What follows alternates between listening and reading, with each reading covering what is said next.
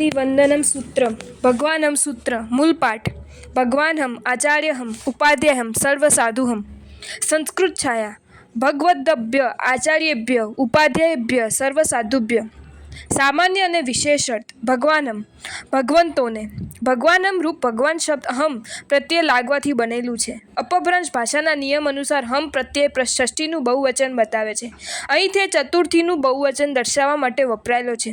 પછીના 3 પદોમાં પણ તે એ જ રીતે વપરાયેલો છે. એટલે ભગવાન હમનો અર્થ ભગવંતોને થાય છે. ભગવંત શબ્દની વધારે વિગત માટે આચાર્યહમ એટલે આચાર્યભ્ય એટલે આચાર્યોને, ઉપાધ્યહમ એટલે ઉપાધ્યોને, સર્વસાધુહમ એટલે સર્વ સાધુઓને.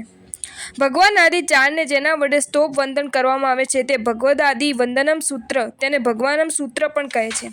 આ સૂત્રમાં દર્શાવેલું પ્રત્યેક પદ ખમાસમણ દઈને જ બોલવાનું હોય છે. એટલે તેમાં વંદન કરું છું એવો ભાવ અધ્યાહાર રહેલો છે.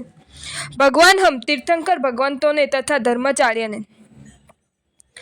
દેવસ્ય પરિક્રમણમાં દેવવંદન પછી 4 ખમાસમણા દેવાય છે. તેમાં ભગવાનમ પદમાં ભગવાન શબ્દનો શો અર્થ એટલે તીર્થંકર એવો અર્થ કરે છે, બીજાઓ ધર્માચાર્ય એવો અર્થ કરે છે.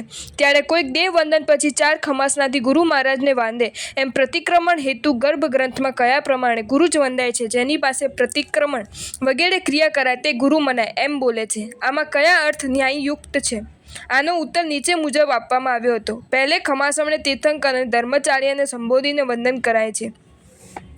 પન્યાસ ધનહર્ષ ગણીએ શ્રી વિજયસેન સુડી નીચેનો પ્રશ્ન પૂછ્યો હતો. પ્રતિક્રમણમાં ખમાસમણ આપીને ભગવાનહમ આચાર્યમ ઇત્યાદિ 4 ખમાસણમાં પહેલું ભગવાનહમ બોલાય છે. આ પદમાં ભગવાન શબ્દનો અર્થ શું થાય?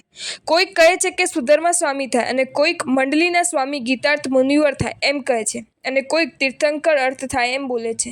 અને પ્રતિક્રમણ હેતુ ગર્ભ ગ્રંથના બાલબોધમાં 4 ખમાસમણે અરિહંતાદિક વંદાય એમ લખ્યું છે અને લઘુ પ્રતિક્રમણ હેતુ ગર્ભમાં ભગવત શબ્દના 4 અર્થ બતાવે છે. માટે શું અર્થ થાય?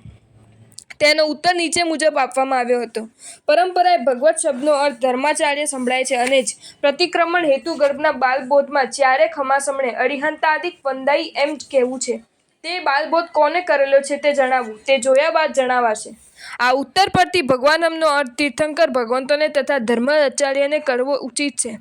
શ્રાવક તો તે પાઠ સમસ્ત શ્રાવકોને વાંધું છું એમ પણ કહેવું. ભગવંતોને વંદન હો, આચાર્યોને વંદન હો, ઉપાધ્યાયોને વંદન હો, સર્વ સાધુઓને વંદન હો.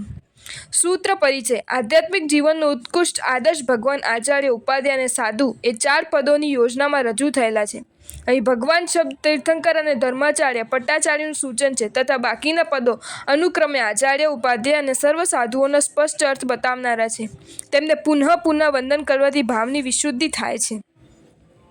શ્રી જયચંદ્ર સૂરીએ પ્રતિક્રમણ હેતુ ગર્ભમાં જણાવ્યું છે કે દેવવંદન વિધાય ચતુરા દીક્ષાશ્રમણે શ્રી ગુરુન વંદતે લોકેપી હિ રાજ્ય પ્રધાનદિના ચ બહુમાનિદિના સ્વસમીકૃત કાર્ય સિદ્ધિ ભવતી અત્ર રાજસ્થાનિયા શ્રી તીર્થંકરા પ્રધાન સ્થાનિયા શ્રી આચાર્ય દય ઇતિ દેવવંદન કરીને 4 ખમાસમણ વડે શ્રી ગુરુને વાંદે. લોકમાં પણ રાજા અને પ્રધાન આદિના બહુમાન વડે પોતાની ઈચ્છેલી કાર્ય સિદ્ધિ થાય છે. અહીં રાજાને ઠેકાણે શ્રી તીર્થંકરો અને પ્રધાનને ઠેકાણે આચાર્ય આદિ સમજવા.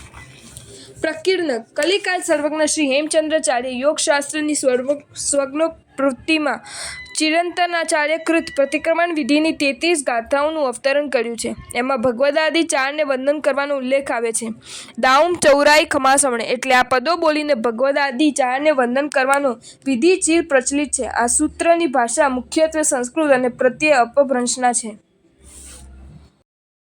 જો તમને આ વિડીયો ગમ્યો હોય તો આ વિડીયોને લાઈક કરો અને મારી ચેનલ જૈન ફેક્ટ્સ એન્ડ સ્ટોરીઝને સબસ્ક્રાઈબ કરો. ધન્યવાદ.